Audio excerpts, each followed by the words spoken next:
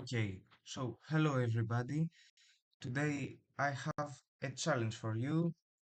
Here's my new series of videos, Road to GM Episode 1, and the challenge is the following one. In my live stream, I have a guest. He's one with the same rating, and the goal is um, to get more wins and win the challenge. So I begin with Okay, my so first hello chess everybody. game. Today I have a And challenge for you. before we Here's begin, let's my new uh, series of videos. let's be sure that I have muted my stream here in order to see the live stream with the live chat. Okay, now we began. E4, the first move of the game. I reply with B6. The game was cancelled. Let's find the new opponent. Okay, now let's begin. I begin with knight f3, my favorite opening, the ready opening.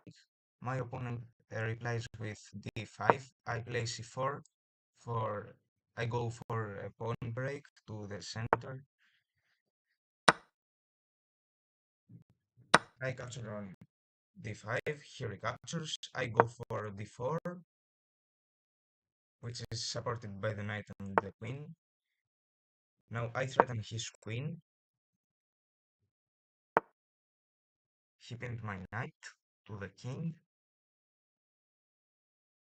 Now I can play bishop to f4. I can play e3 to free my bishop, which would be very good, which would be developed. I will then play bishop to d3 and then I will castle. That's my plan. But if I go here, he can play here, and that's very bad for my position. So I will kick this bishop away, and I will recapture if he captures.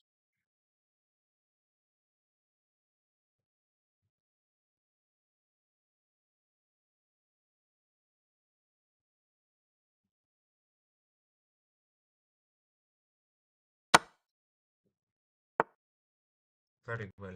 Now I pin his knight to the queen.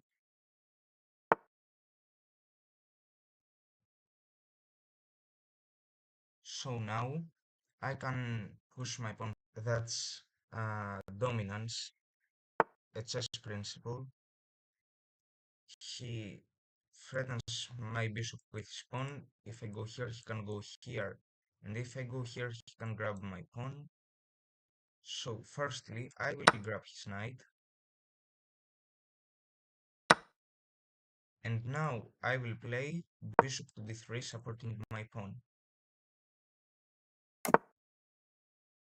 He castles and I also castle.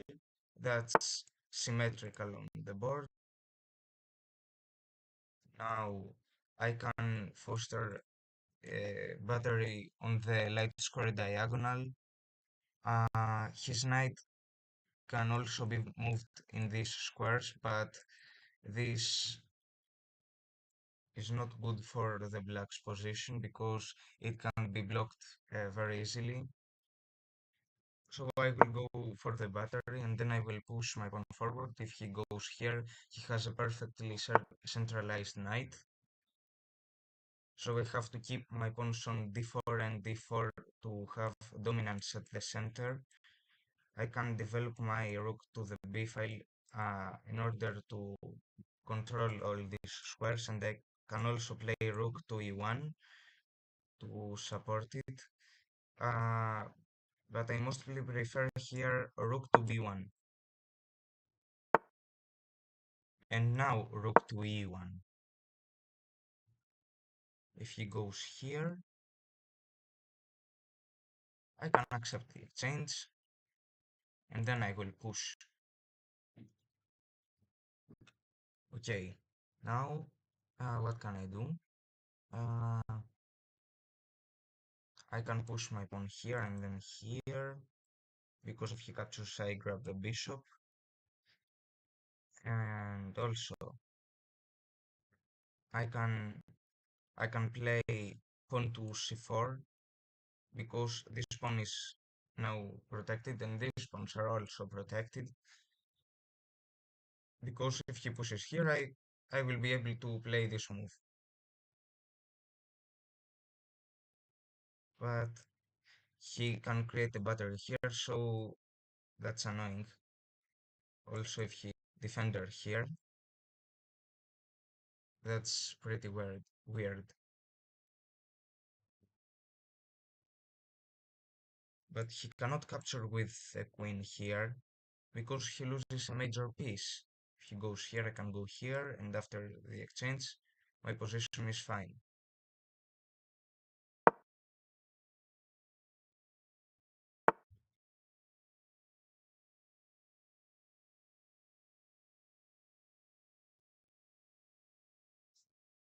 I can play now pawn to c5. He cannot capture because of this move. If he goes here, I go here. The same threat.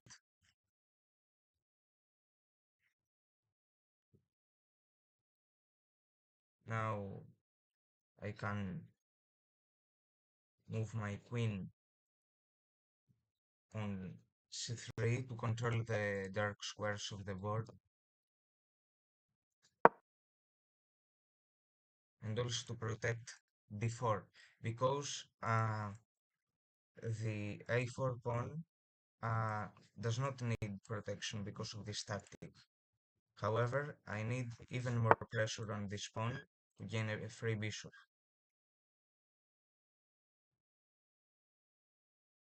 Now I can centralize my knight.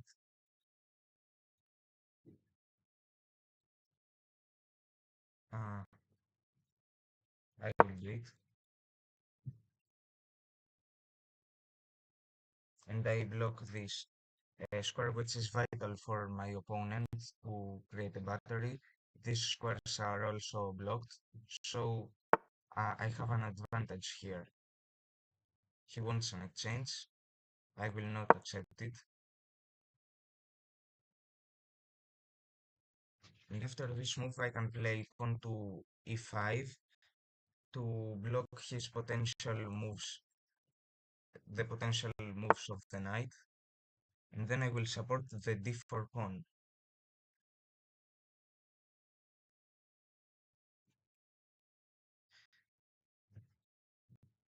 So I can push here my pawn forward.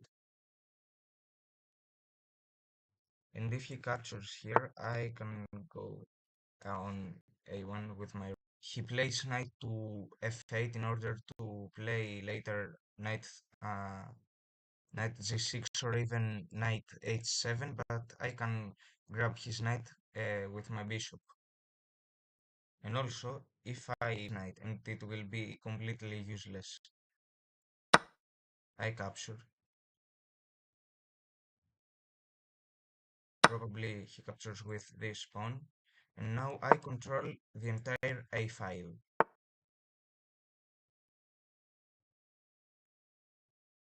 I go here, and if he plays rook to a8, I will go for rook to a1. That's my tactic. I will maintain the control on the a file now with my queen. And now I pin his rook to his queen. Very simple tactic.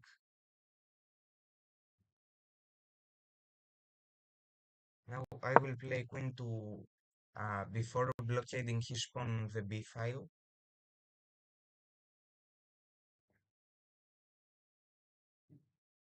And my plan is position because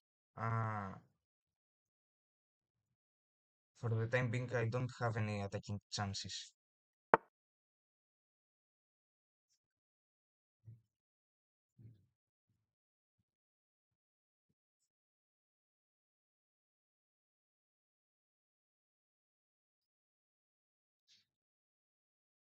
I play bishop e4 to block potentially his move of his knight.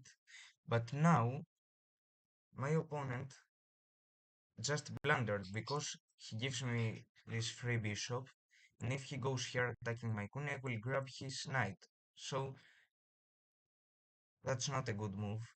I will grab the bishop,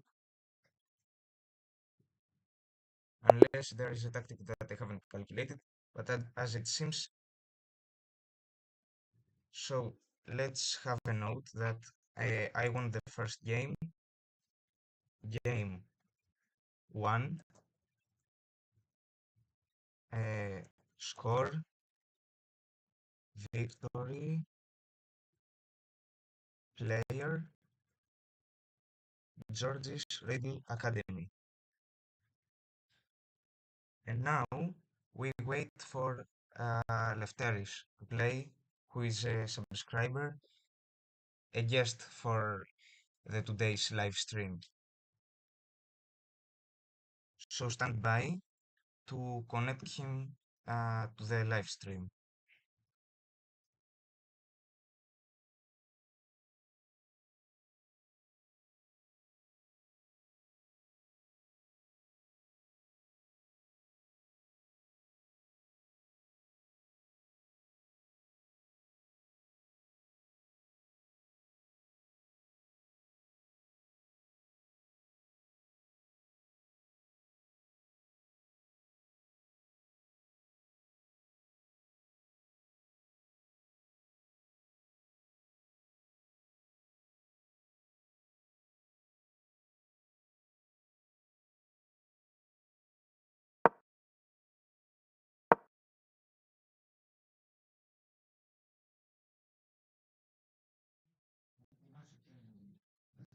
Okay, Lefteris' game just began.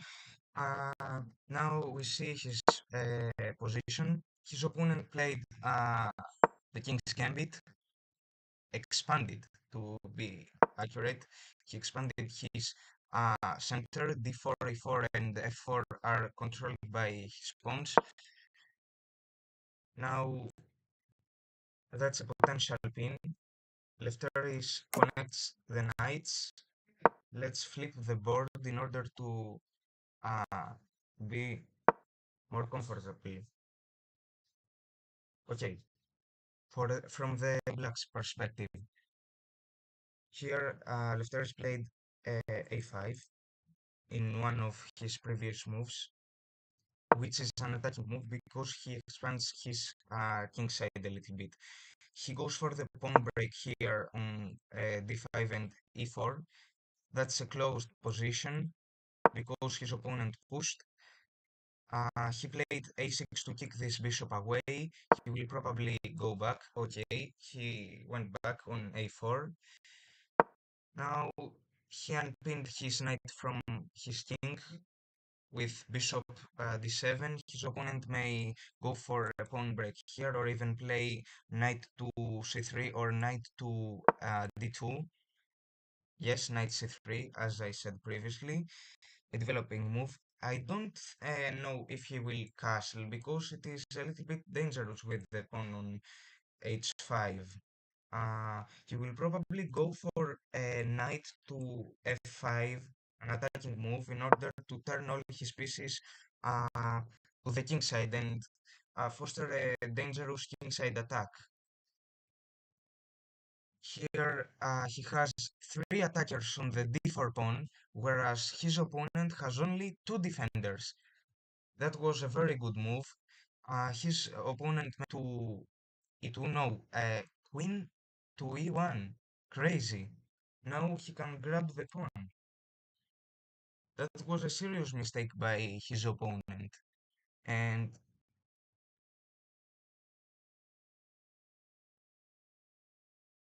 I think it's very good. Stop the analysis board.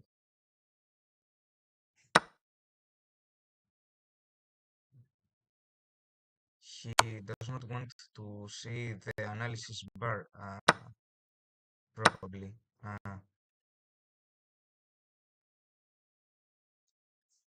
but I cannot do anything now.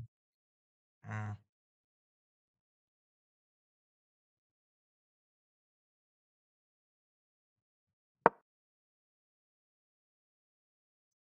okay, I am not in the analysis board. I just make some comments on the game. That's the board with the analysis bar.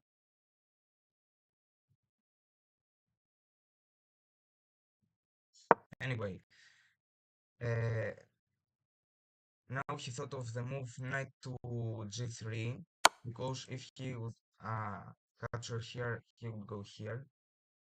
But here there is an discovered attack. Oh, it's a checkmate. Basically, it's a checkmate. And if he captures with a rook, he goes here and he loses material. The guy who plays with the white pieces. This pawn is weak now, he must protect it or he can push it forward. But there are many attacking moves here, such as this one to break both rooks uh, from the king side, on the h file to be accurate. If he captures here, his opponent will move his rook here, he will go here. This pawn will be weak, but he can just go here and support it with the queen. I don't know the plan of his opponent. Maybe he will go here if he wants a more, let's say, safe position.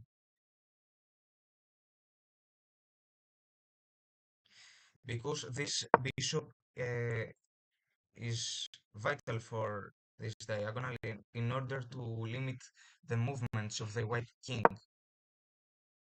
That's a potential pin basically, but he will go here because what he wants is a kingside battery, which should be victorious because of the position of the white king on the corner of the board.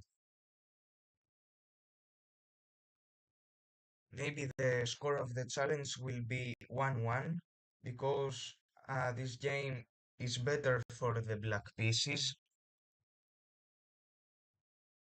After this move, I will play my second game and Lefteris will play his second game also, and the challenge will be finished for today, and then I will make another episode, second episode, and I will create the whole series. That's a defending move because his opponent noticed this battery. Now, this knight is threatened, and also this pawn is threatened. And he goes here. That's a surprise because he can grab this knight easily, but his queen will not be trapped, whatever his opponent plays. But that's very interesting. Let's see what his opponent plays, because there are many, many variations in this position. For example, if his opponent is greedy and captures this pawn, he will make a sacrifice here. Oh, he resigns. Okay, so game one, score victory, player Lefteros.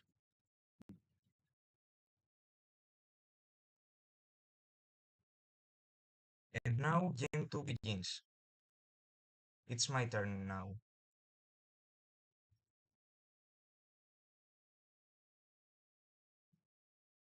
Now I play.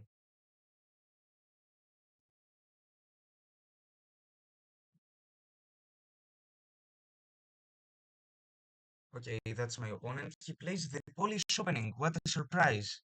I will play pawn to e5.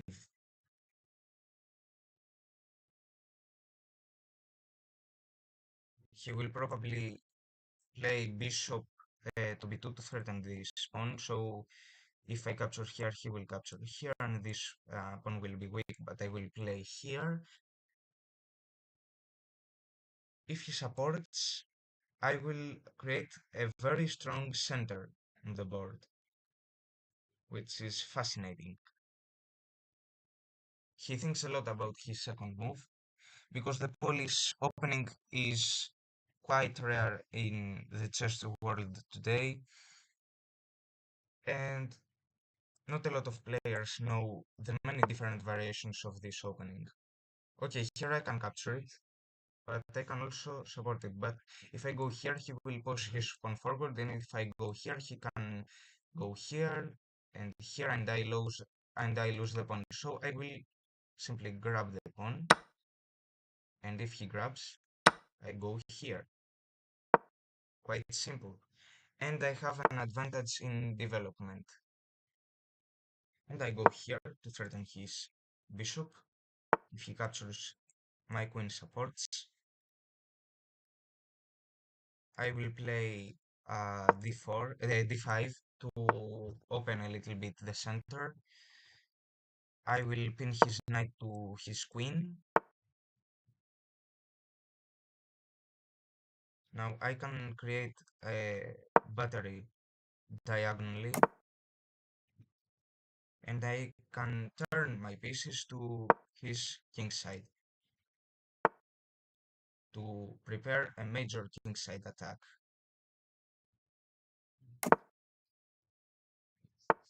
I will castle here for more protection, to be more safe. And here, what can I play? I can play rook to e8, have a strong center, and then I will go here. If he threatens my knight, I will simply play this move and I will recapture, and I will have the full control of the entire b file. So I will go here, very simple. I can play this move, offering an exchange of knights.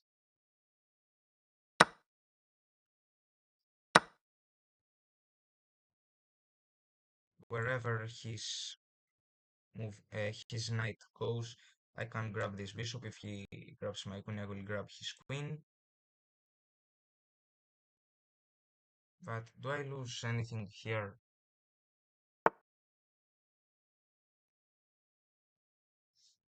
I think it's more safe to go backwards. I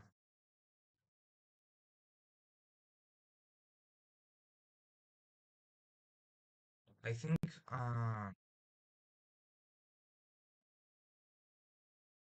this square is better for my queen. If he goes here, I will go here, and I will X-ray his king side, which will be very dangerous for him, of course. I recapture here.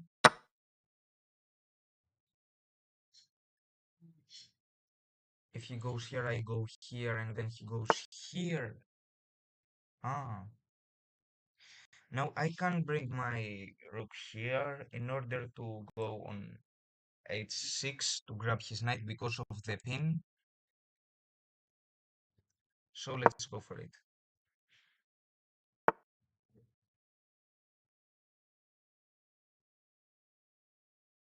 I go here. If he goes, oh, if he goes here, I can go here. I can maintain my pieces on this position. I can go here. Okay, let's calculate it. I can go here and here. Then I will play a rook e8. His pawn on the e file will be very weak. Then I will go here. If he captures, I capture, and I have the pin. I will just go here.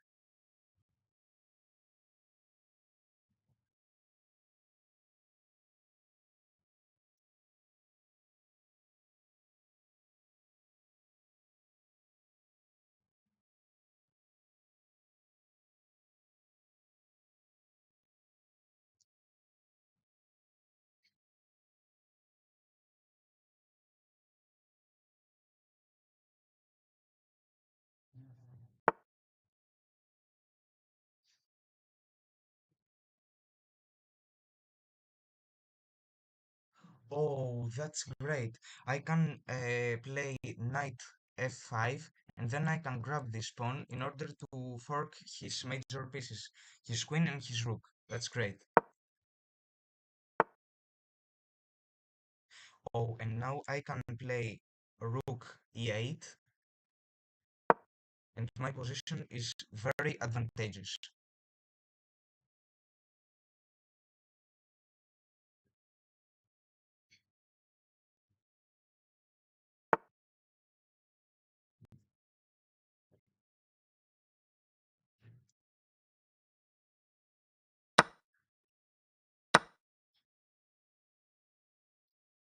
My pawn is hanging, so I can play c6 or even knight to e7, but I don't want to block my rook.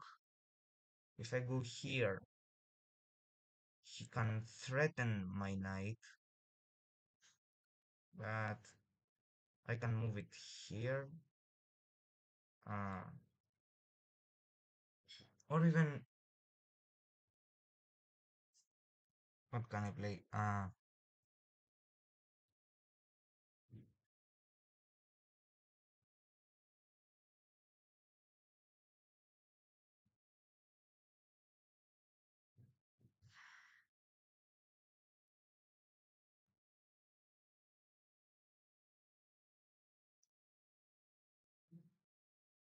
What can I play? I can.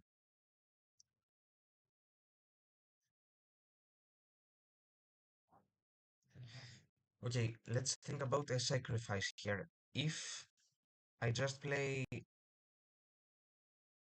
for example, pawn to g6. If he captures my pawn, I will sack the knight, and if he goes here, I go here. But if he goes back, I will go here. If I go here, here, and if I recapture,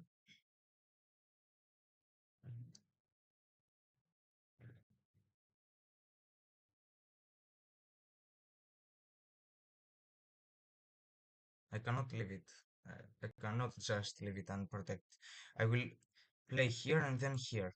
Simple.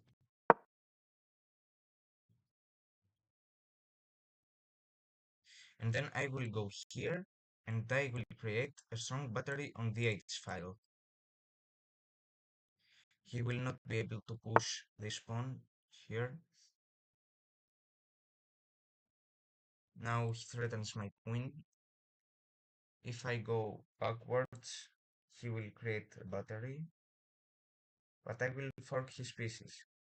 So if I go here, he will play queen f2, and my knight will be threatened.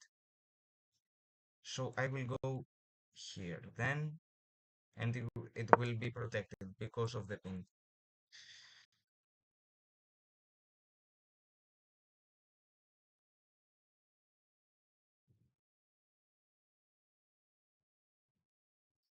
That's a quite strange position, and I think that it is a very active and risky position for the black pieces.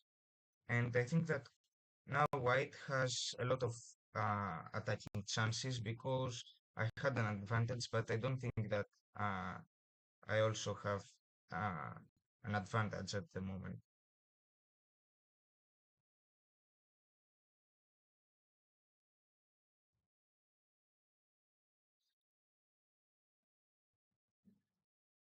I think it is a position where I can counterattack a little bit, but I think that now he has the advantage.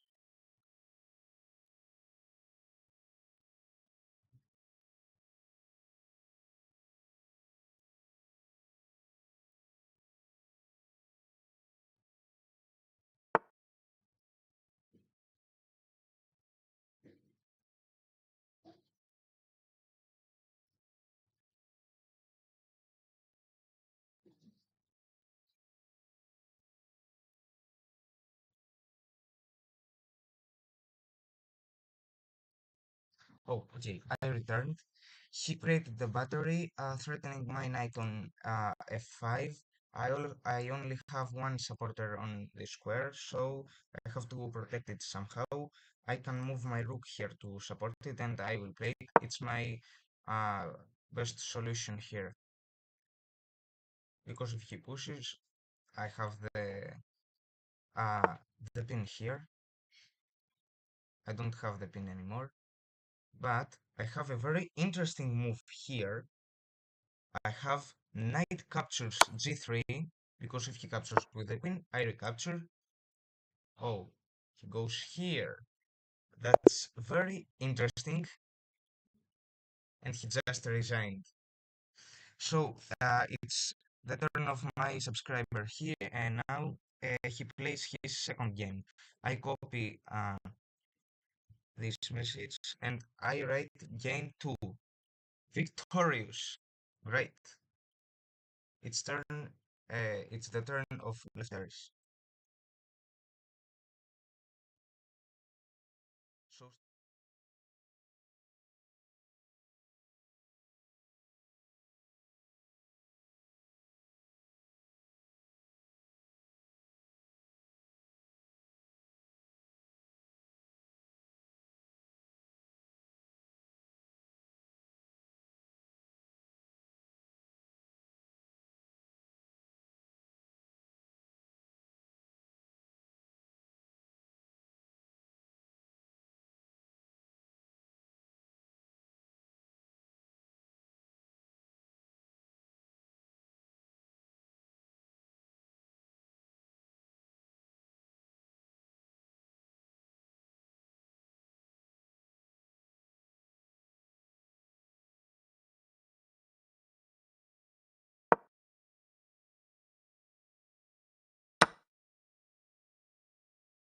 let's continue.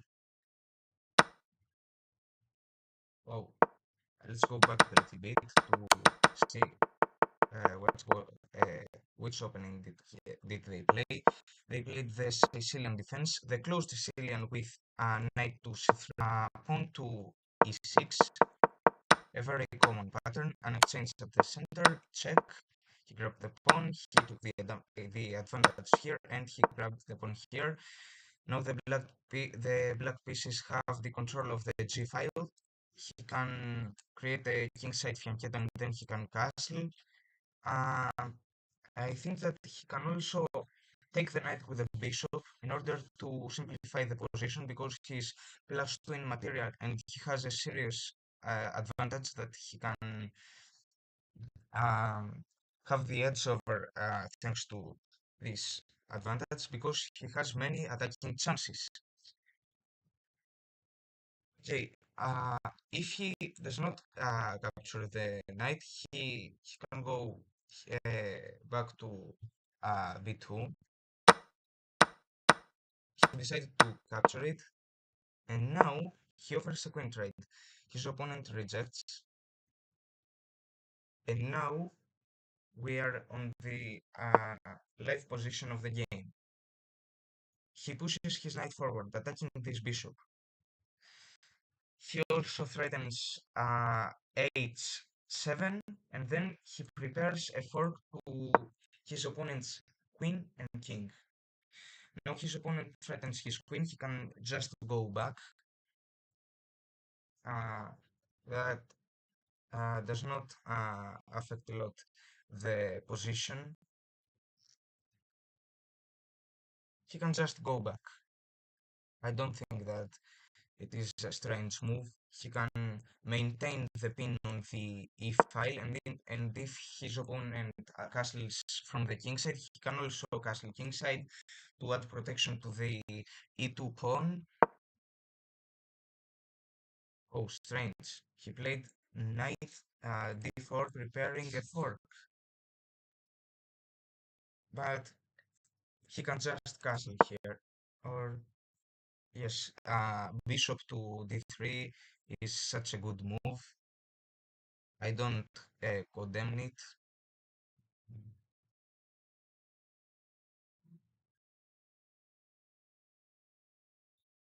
But I think that because of the pawn on c5, he cannot castle from the queenside, it's quite risky.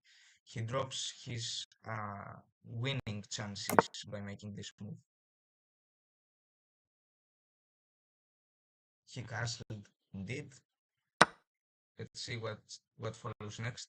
After this exchange, he captures with a pawn in order uh, to block a potential queen exchange that could have taken place if he would have captured with his queen on e6.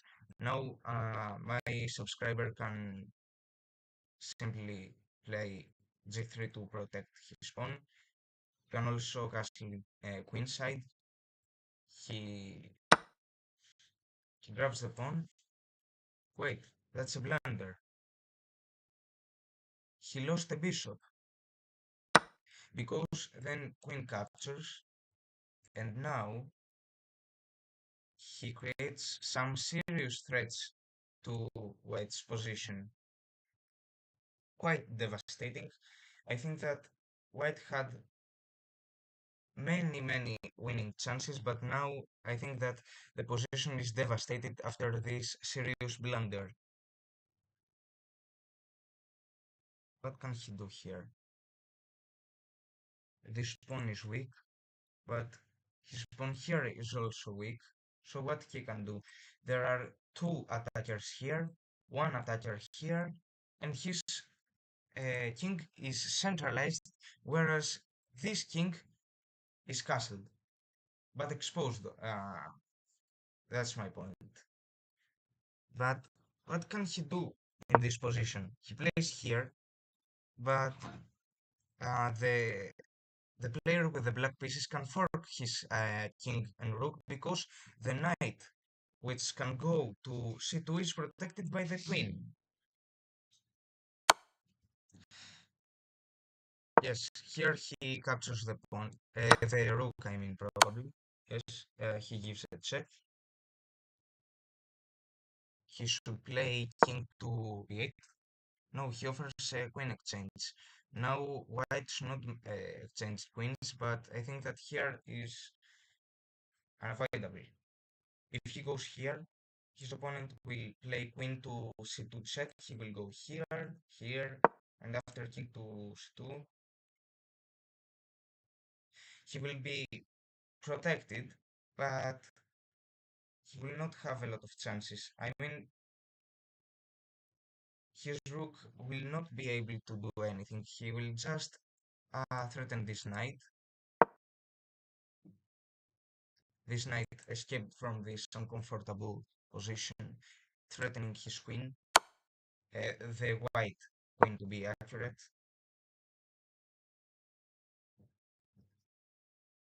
Two pawns difference in material. That's a huge difference, a handicap, because basically in chess, uh, only you in one pawn difference you can make a draw, and under certain circumstances you can have a draw with two pawns difference, which is also rare enough. His opponent can grab this pawn on b2. He can also threaten the white queen by playing knight to d4, preparing a check, a king retreat, and a checkmate, a checkmate, queen c1 checkmate. But now, if he plays here, he will not be able to play queen to c2 because the white pieces will recapture here, and the difference will be one pawn, two pawns after this move. What's the plan of the white pieces after the blunder? Generally, the plan is to limit the damage caused by the blunder. That's, I think, a very difficult position because his queen has lots of threats. And also, if he goes here, there is a pin. The black pieces will have a winning position here, and also they will have a checkmate. So he must not play this move, a battery. But there is a serious mistake here. If his opponent plays rook g to e8, uh, the only choice here uh, is to accept the exchange. The position will be lost because then queen to c2 will follow. What a strange move. He just wrapped the pawn and dropped the advantage of a potential tactic that will have uh, give him the opportunity to checkmate the white side. I think g3 is a good move here, but the threat of rook g to e8 also exists. So I don't think that white has a lot of chances.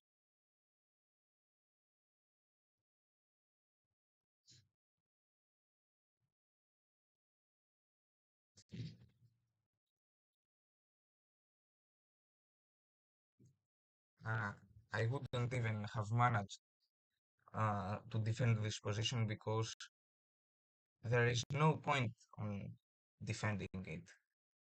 It's just a lost position.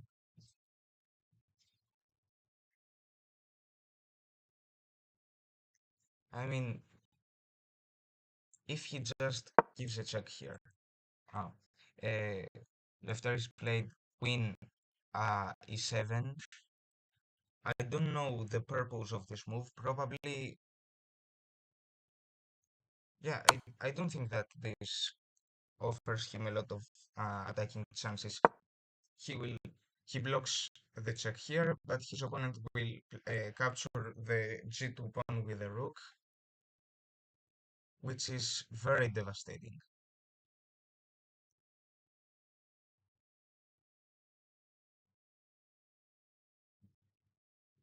Oh, I think that I figured out a tactic for the black pieces. If he captures the pawn on f3, he recaptures. Queen captures f3 check. He blocks with the rook, and then he can go for a rook to g1. The king escapes.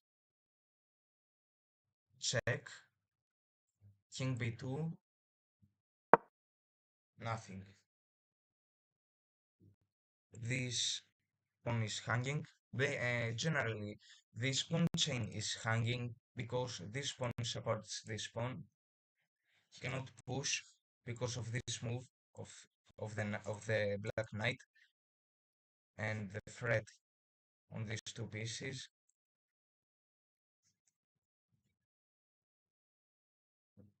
And I think that I have won the challenge for today, but the game is not finished yet.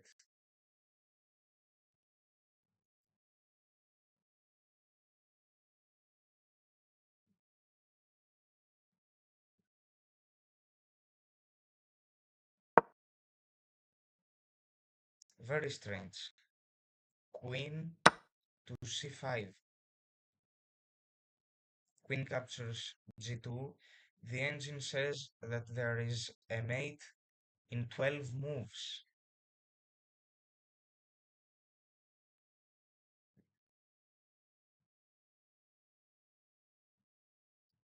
And according to the engine, the mate is unavoidable. But there is no human on planet Earth except from Magnus Carlsen that can calculate the entire solution of a 12 move unavoidable checkmate. What can Black play here? He captures the pawn. I was thinking about the move queen to f1 check, which is blocked by the rook. but then he captures the pawn that he already captured. Here I spot this move, rook d2 c8, the pin,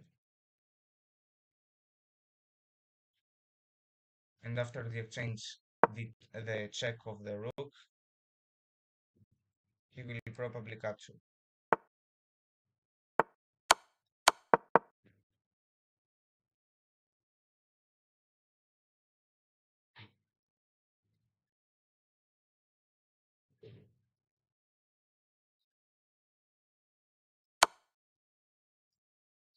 He sacks the rook here. I don't know the purpose.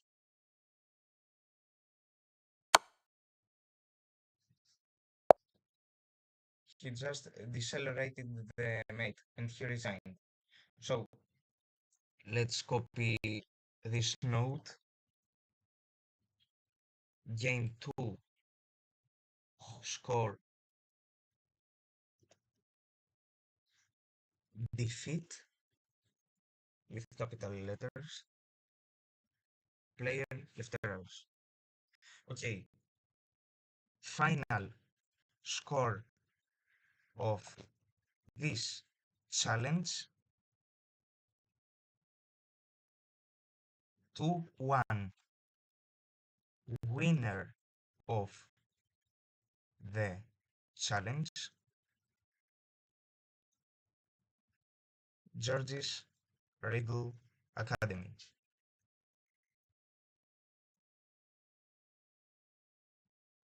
See you in my next episode. Goodbye.